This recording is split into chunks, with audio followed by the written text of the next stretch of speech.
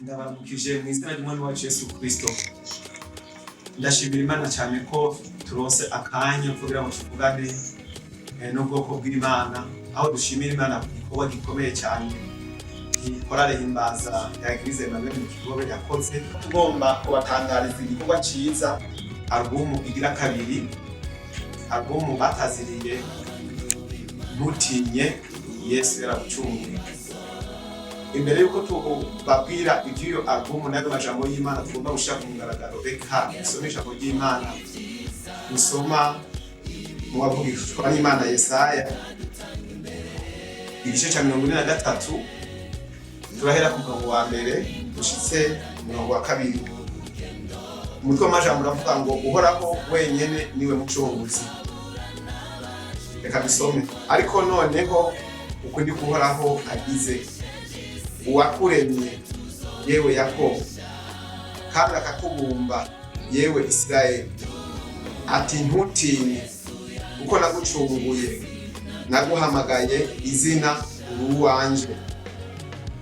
Ku murongo wa kabiri haravuga ngo niwaca mu mazi nzoba ndi kumwe nawe, no mu nzuzi ntizizokurengera, niwaca mu muriro ntuzosha, kandi n'urubeya ntiruzokubabura.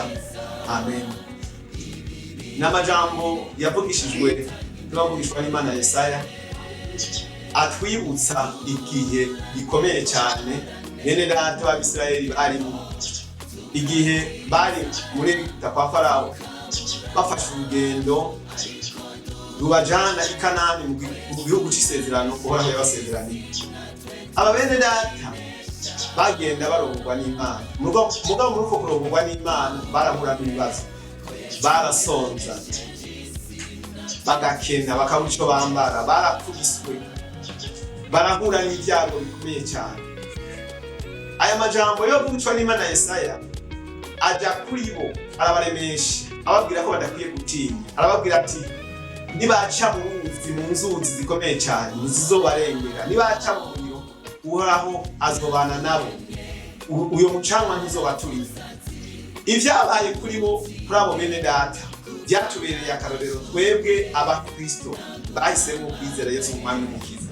Mu rugendo turimo rwo kuja mu bwami bwo mw'ijuru, natwe duhura n'ivyo bibazo, turasonza, tukaruha, tukarwara, tukagira ingorane, bakatwanga, bakatugirira nabi.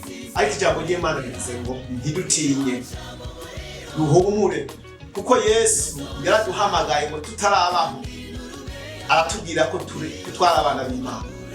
Muri uko kuduhamagara rero turanezererwa cyane ko turi abana b'Imana by'ukuri. Reka rero ndakuremeshe biciye mu ijambo ry'Imana aya majambo yavugishwa n'Imana Yesaya yavuze ngo ntutinye, nawe mwene data ntutinye.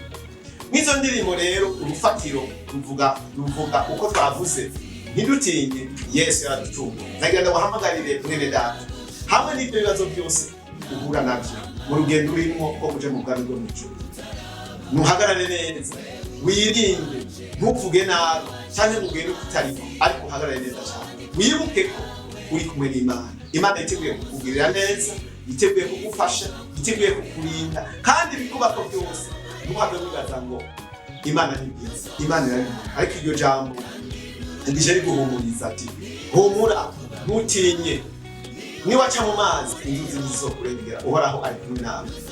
Nubwo rufatiro bashizeho rw'izo ndirimbo, aho tugomba guhamagarira ishengero mwese, abakijijwe mwese n'abatarakizwa, ngo mwakire izo ndirimbo, muzumvirize, mwumvirize ubutumwa bwiza burimo buremesha abantu mu rugendo turimo rwo kuja mu bwami bwo mw'ijuru. Tumenye naho twohura n'ibibazo, naho twohura n'ibyago, turi kumwe n'Imana, turi kumwe n'Uhoraho yaducunguye tutarabaho. Imana ibahezagire kandi bagire neza. Amen.